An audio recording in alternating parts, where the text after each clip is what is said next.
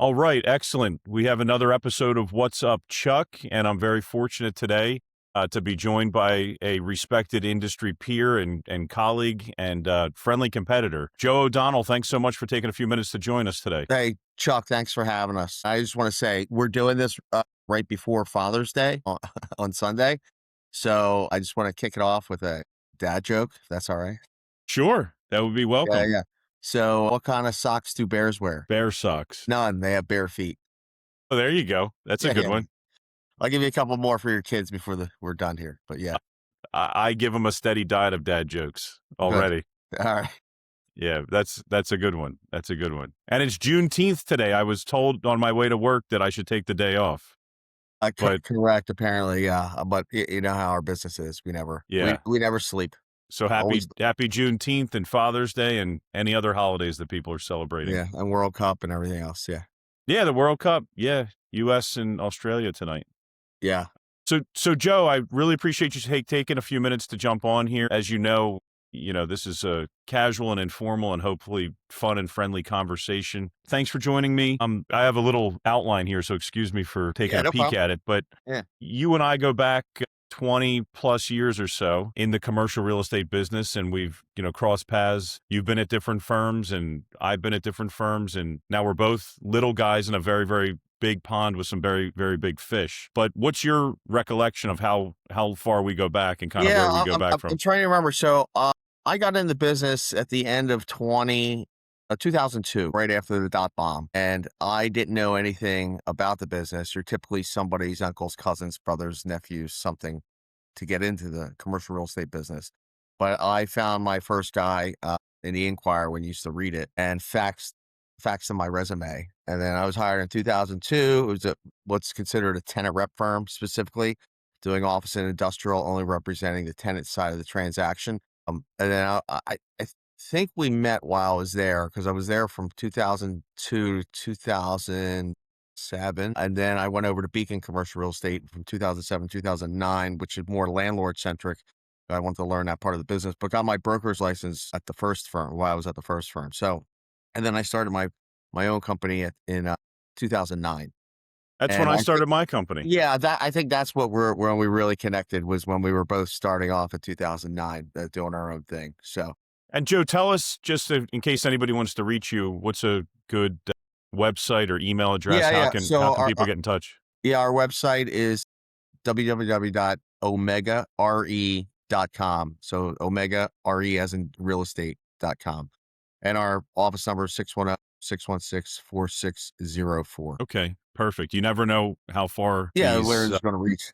Yep, Yeah. exactly. But of course, if anybody needs commercial real estate services, I want them to call me first. But if there's a conflict of interest or anything, then you can call Joe. Chuck, I don't think there's a deal you don't touch, so it's good. I don't know. I don't know about that. So yeah, we go way back. We're both, like I said, friendly competitors. Us little guys have to, collaborate and Together. Yeah. stick together. Exactly. So tell me a little bit about who you are, your background, maybe a little tidbit about your personal life. Yeah, yeah. I'll give you a quick blurb. So, I grew up in Bucks County, in Warminster. Went to Archbishop Wood, then went out to Shippensburg University out in the middle of Pennsylvania. And then my wife also went there, but we were not dating or together back then. She's from Westchester. And then when we got together, when we got back from college, we decided to live in Montgomery County because it was in between both sets of grandparents. So we started and raised our family. We still live in Montgomery County today. We live in Lower Province, right above King of Prussia, right by the Lower Province Rod and Gun Club, which is a great place to live. We Nice. love it. And then, so we have two kids, my daughters, now, and part of the reason actually goes into why I started the company. But she's 18 and headed off to Slippery Rock next year to go play field hockey. And my other daughter's 15 and goes to Methacton High School. So Nice. yeah, so loving out here, doing our thing and having a good time. I knew about the Westchester connection, but I had forgotten about it. Yeah, what was All interesting roads. is it was mostly for how we picked. So I cut my teeth in Montgomery County and during doing sales anyway. So I like you got to live in your territory kind of thing. So, and it was just a good in between for both the grandparents. And then my parents quickly moved to North Wildwood though after that. So her parents still live in Westchester in their original house, and they come and visit, and not so much anymore, but sometimes babysit, or watch. So yeah, it's very helpful.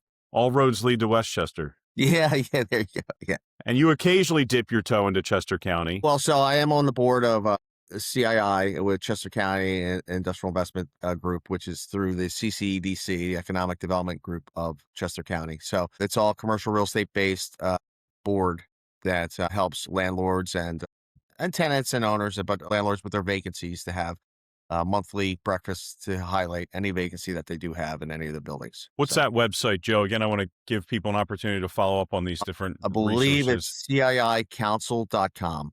or you can CII find it on council.com. Google as well. Yeah, yeah, yeah. But yeah, so it's a good group. They have monthly. So I had started years ago a Montgomery County one structured on the Chester County group, and quite a few times. And then what I like about Chester County that it's nonprofit, non-government, and that's how Montgomery County was. And then it quickly got rolled up into the county government, which then everything started going south once that got involved. So we we had to shut it down and restart it 3 different times from that. So I Okay. just stepped away. There is a group I am involved in Montgomery County that stands on its own. It runs through one of the chambers of commerce. So it has again, it's a monthly meeting where landlords can highlight their vacancies in Montgomery County specifically, and that's Montco Development Professionals, I believe it's Okay. called. Yeah.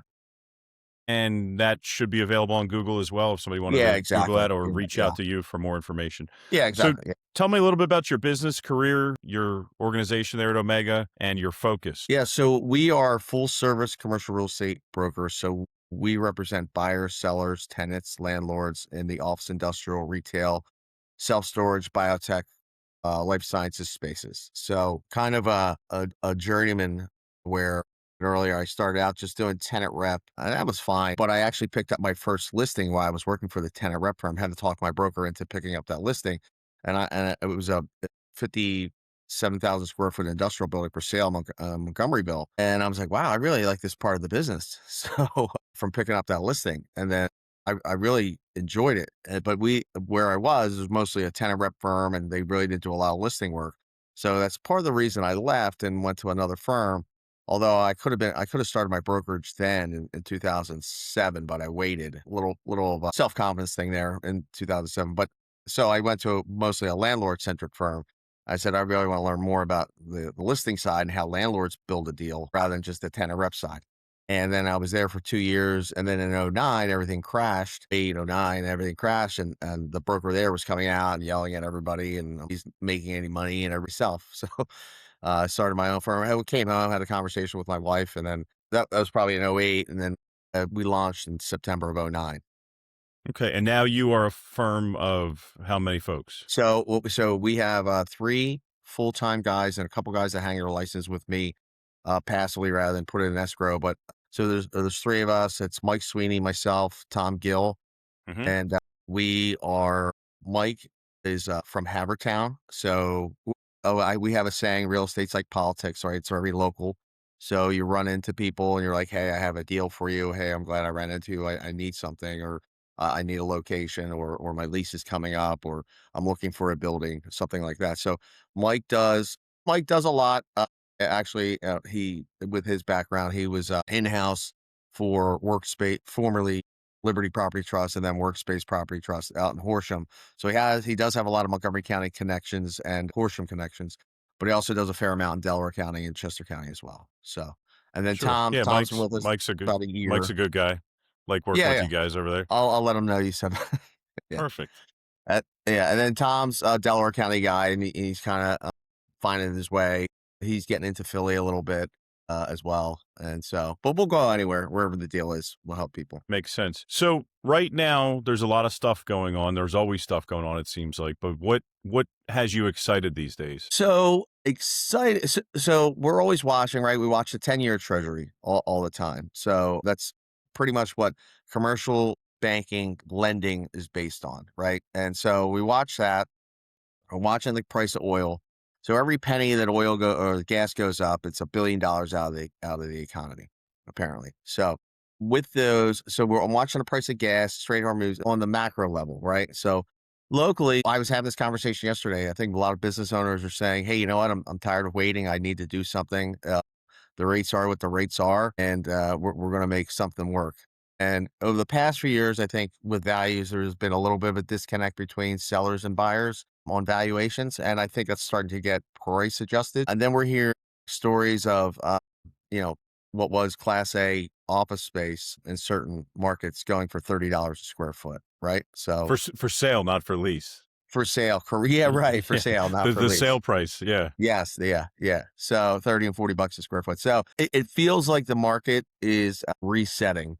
And then the conversations I was having with business owners mostly in the last couple of years was that, hey, I need less office space, right? And this is a story I tell kind of pretty often. And I said, well, why do you need less office space? Oh, well, everybody's not coming in. I'm like, okay, well, when they do come in, are they all coming at the same time? Like, yeah, they all come in Tuesday, Thursday. Like, well, you don't need less office space. You're using your office space less, right? Well, then they'll say, well, how do I get everybody back? And I said, well, I've seen everything from free lunches to dry cleaning to bring your pets back in. And then they'll say, hey, well, what about a game room or something? I go, well, now you're taking more square footage, right? So it's like, so you got to adjust. But I feel everybody's back at least, I would say locally, 3 days, if not 4 days. I think Fridays might be gone forever, but I feel most of the market is back. So between that and the prices adjusting in the office space, I think we're over the hump of the worst part of what's happened. So Yeah, I think there's definitely a recalibration going on, and to your point, there was kind of a movement towards less office space, but that doesn't seem to be sticking long term. correct, right. And then well, the stories came out of all the remote working, right? And then people were having three different kind of salary jobs that the other two didn't know about. And the worst thing for getting caught for having three different jobs working from home is that you get fired from one, right? There's no, even though it's fraud, the employer's expecting you to work full time. So there was those stories come out. So then the people are like, hey, I want my people in full time Mhm. or most of the time. I need, and there's, how it is, Chuck, but the more you're in and you run into people, things happen, casual collisions and things along those lines that really help the business thrive and prosper. Sure, we have, an intern from Westchester University, and, if we were to swap out the term intern with, junior broker or new associate or however you wanna phrase it, to have him or her log into Zoom at 8 o'clock in the morning, "Welcome aboard, we're going to indoctrinate you through Zoom," Yeah. is, pretty far-fetched. Yeah. Right. It's just not the same. I don't know how you long term, how you build a culture or a team or, you miss so much collaboration and brainstorming and just like you talked about that kind of incidental water cooler talk. yeah. Yeah. The casual collisions. Yeah. So what's interesting though, some people have, so I did watch two sets of clients. So I'm like, hey, we need to come back right away. Then this is going right. COVID 6 years ago, right? So it's like this is how long. But so the small guys came back right away, right? And they're like, hey, I cannot afford to send everybody home, take a 20% hit off my top line, and hope I'm around in 2 or 3 years. Let me go buy a building. We all know each other. I'll get the extra cleaning to make everybody comfortable or whatever, and let's get everybody back in the office. So that's what I did a lot of, like post COVID. Besides some biotech, life science stuff that also heated up, but I did a lot of smaller users that wanted to because they were getting locked out of their buildings if they rented, right? They're like, "Hey, They yeah, you wanted like, they wanted to the story control. yeah, yeah, they wanted the control, and the CEO was like, "Hey, yeah, I'm just gonna head down. The security guards turning them away." And they're like, "No, no, I rent the fourth floor. I'm the CEO. I want to go to my office." They're like, "No, no, sir, you don't understand. The building is shut down." And like, "Well, enough of this. Like, I'm giving that space back, and I'm going to go control my own destiny." So we did a lot of, we still do a lot of owner occupied sales, which I really love to do. The guy tired of leasing, it's like, you know what, I wanna own my bricks and help them through that process. So I'm not sure what your question was there, but it's kind of like my Well, I can do I do have a question for you, yeah. and that is what's keeping you busy these days? And kind of as a follow-up, what's keeping you up at night? Yeah, so, what's keeping me busy, so since we do all the food groups, quote unquote, right? So I love to be able to pivot. So we just sold a small office building in Conshohocken to a user, which was great. He was renting in Ardmore. So there's that story there that I was just mentioning. And now he owns his bricks with his kids that are in the business, and he's running his business out of those bricks. And then we just picked up another little building in Conshohocken that's for lease. But again, you have these conversations and you say, would you sell it? The guy's like, yeah, I would sell it. So like now we're like shopping that actually kind of for sale. We're a 9,000 square foot building in Conshohocken that somebody might sell. So, and then we have a couple industrial buildings down in Philly.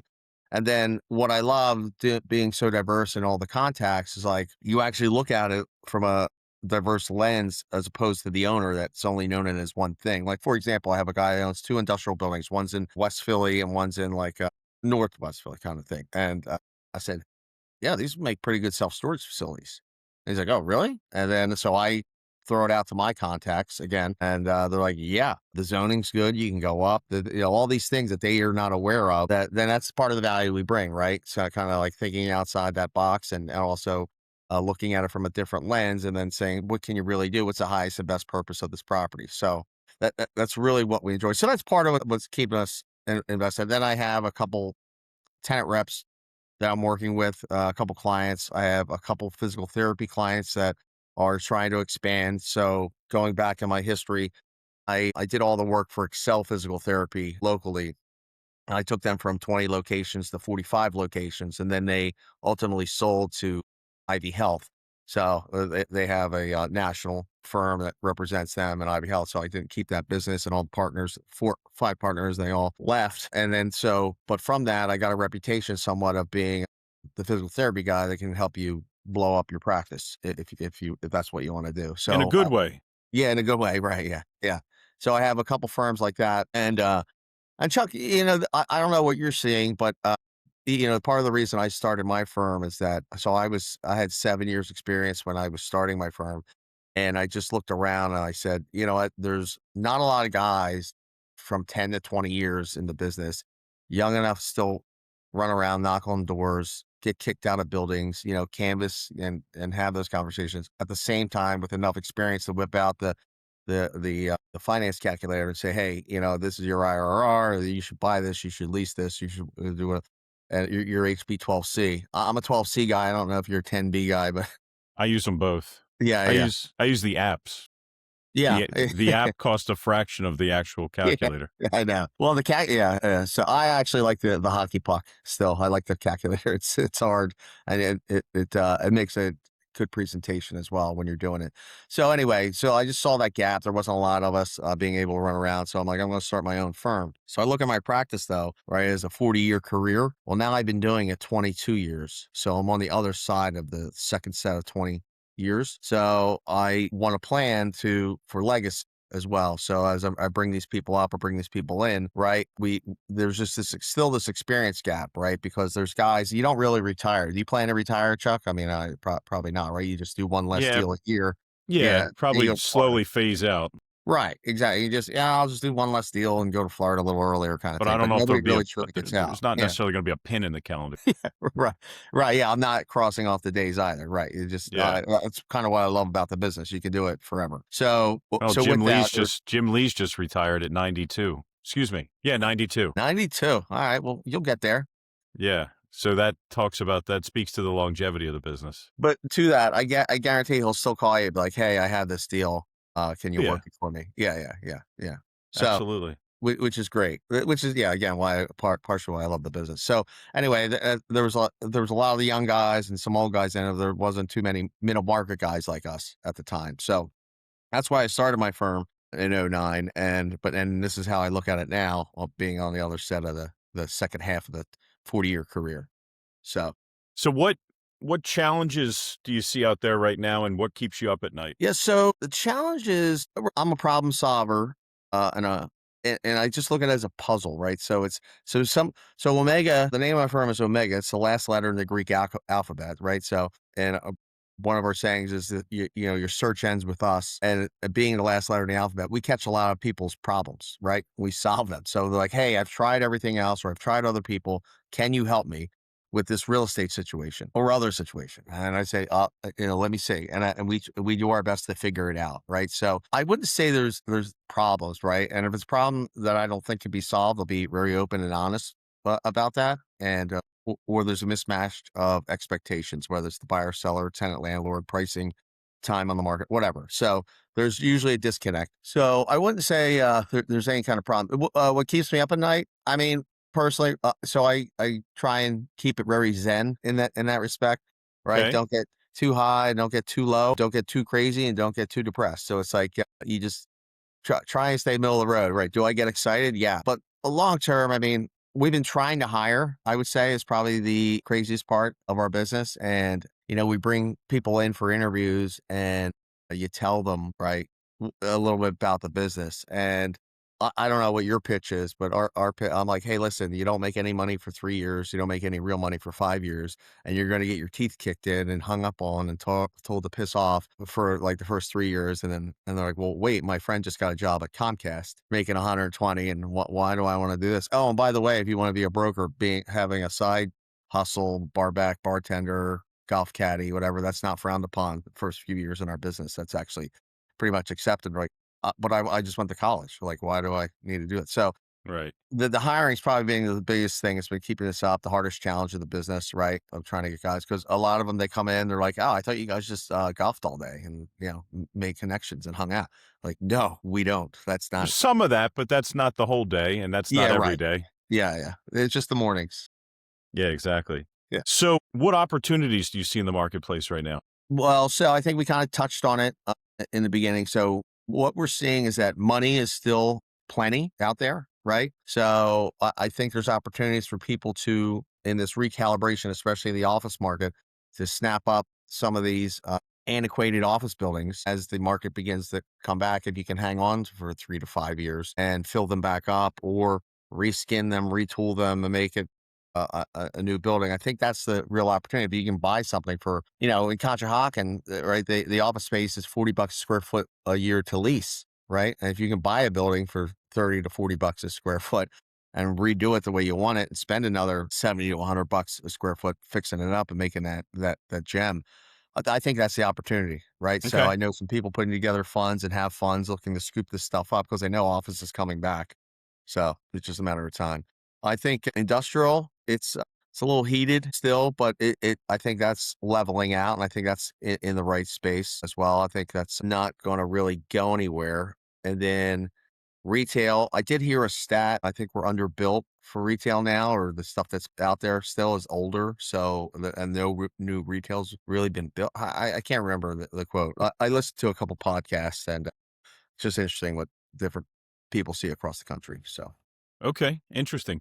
What do you think is going to happen over the next 12 to 24 months? So I do think there's going to be, I think the Fed will bump the rate down once or twice, which Despite may what or we may, just saw this week on Wednesday. yeah, yeah, yeah. And the unemployment numbers seem to be doing decent as well. I mean, so if we can get gas prices back down to a low three handle, I would say per gallon, I think we really would be off to the races on all aspects. So if that happens, right? So it's just not it's so that's more of a macro, right? So in the piece of Middle East, yeah, it does kind of affect, and those gas prices I mentioned, every penny that they go up. But So so I you're think not predicting any rate hikes this year. I'm not. No, You I'm would not say predicting. you would stick with two, I'll assume 2/4 point drops. Yeah, that's fair. We'll see how that does in 12 months. But yeah, All right. Well, this yeah. is being recorded. Whoa, not 12 months by the end of the year. Oh, What do end you, of the year? No, no, I think we'll see. Yeah. What happened Wednesday? The they held them flat, held flat. but there's speculation that they might raise at a point. Yeah, I did see that. I don't think so. It just, yeah. You know what? I wouldn't say two bumps down. I would say one by the end of the year.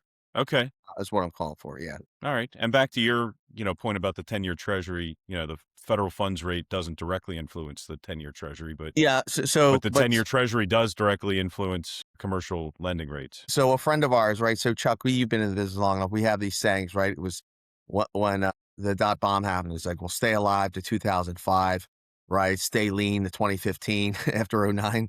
And then, so Peter Linneman had he was talking about different phrases, right? And he said, stay alive till the 10 years, 3.75, right? Okay. And he said that 2 years ago. So that it's been a while, and it hasn't, it touched threes, last year. So it's like, it hasn't, it remains in the fours. But back to my other point where people are like, well, I guess this is the new norm and I need to do something. Let's just go out and get a building. Can only sit on your hands for so long. So what are you paying attention? And you've touched on a couple of these things. Excuse me for kind of sticking to the script here. What are you paying attention to, and hand in hand, what are you preparing for? So what we pay attention to is, and I tell all my staffing clients this too. So we pay attention a lot to the unemployment numbers, because bodies equal space, right? So people are hiring, and many times, I mean, Chuck, I'm sure you have this conversation. You ask a business owner, like, how many square feet you're in? Like, well, I don't know. all right, well, how many employees do you have? And then you kind of guesstimate how much the square footage is. So right, we use that 200 square feet per person per employee to kind of round up on their office space. And I use like 1 per 1,000 on industrial space.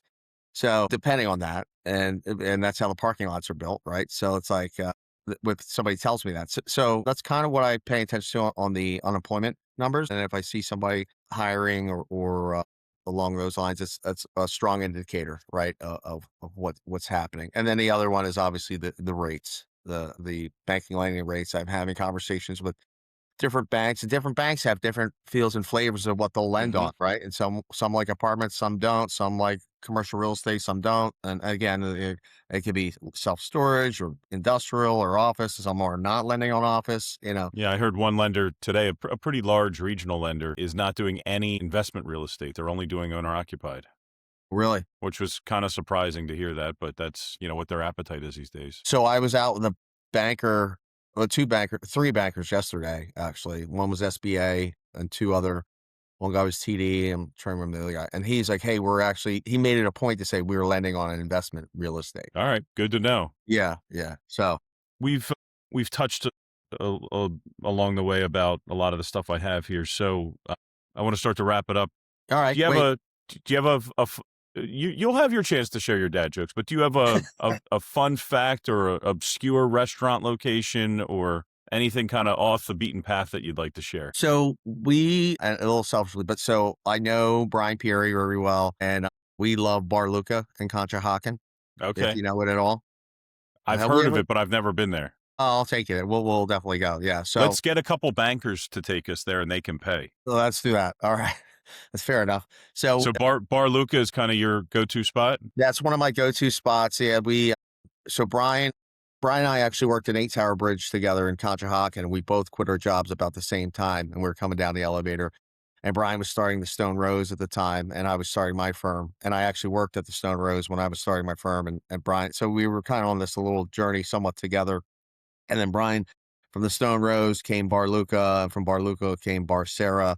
And then he also owns a farm up in Upper Bucks County, which supplies a lot of the restaurants. And now he's building a wine tasting room with bocce courts and everything also in Nice. Conshohocken. Yeah, Conscious got one of those very neighborhood feel places. And if you know, a couple hot spot, quiet spots there, and it's going through its own renaissance of restaurants where all the old dive bars have pretty much gone away. And you have Jasper's and Jasper's West, and you have the Rabbit Hole, and you have Pizza Time Saloon. I forget what it's called now, but so it's kind of, if you're a foodie at all, it's definitely a spot. There's plenty of choices to go to for good food in I mean, Conshohocken. you don't get a body like this without enjoying food. A lot of hard work and effort went into this. So, what parting words and parting dad jokes do you have before we wrap it up here? So how do airplane pilots like their sandwiches? Cut in half. I Plain. don't. Okay, that's a good one. Yeah, yeah, yeah. And the other one is so what did the one math book say to the other math book? I see two. I don't know. I've got my own problems. There you go. I'll have to Yeah, remember these. yeah, yeah, yeah. Well, they're Any other recorded. any other parting words? So, so the other thing you mentioned, I saw in it, so the books, and the stuff. So I pulled it out. So Brokers Who Dominate. I There you know go. yeah, Yeah, you're a Rod guy as well. So with the coaching, I think that's a great book for anybody interested in the business. It's for anybody who doesn't know the book. They follow a handful of brokers throughout their day for a few months and see what their habits are. And it's a really easy read, pretty fascinating read, and it just kind of gets you like there is no real secret sauce to any one successful way. Everyone's can be successful in their own way, from what time you wake up to what you do with your morning to how you go. I love that book. It's fascinating. I agree. I think it's great, and I actually bought about 20 of them, and every new broker that I would bring in, I would give them a copy of it. Really? Oh, that's great. So Yeah. so, and then the other one is more residentially skewed, but it was written by a guy named Ralph Roberts. It's Walk Like a Giant, Sell Like a Madman. Okay. And but it's very residential. But to his point, which is also touched on in the book, is you need to be the mayor of your space, right, of your area. So back to real estate is all local, right, where you run into those people and you need to know a lot of people. You should be like almost like the mayor of your area. So everybody should know you. And Rod tells a great story. I saw him speak one time. down at the casino in Chester for continuing ed, and I think it was him. He was telling a story about where he ran into a fraternity brother selling an apartment building, and the fraternity brother didn't know he was in commercial real estate. And so the building was already listed with Marcus or somebody else. And he said, well, we're going to fire those guys and I'm going to come in. He's like, I didn't know. The fraternity brother said, I didn't know that's what you did.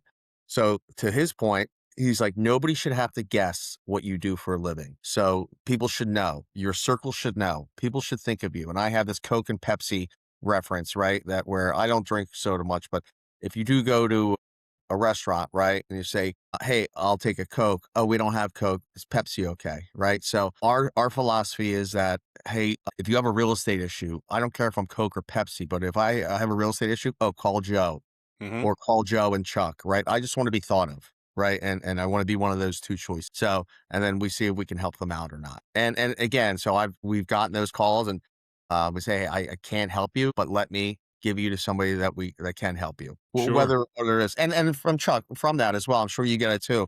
Hey, my son or daughter needs a job or needs to make some connections. Can you help them out? Right. And then next thing you know, you're kind of like this quasi recruiter or, staffing company. Catch So all. Yeah. right. It's just because you know everybody. You do a very good job in Westchester of being the mayor, right? And everybody knows who you are and knows what you do.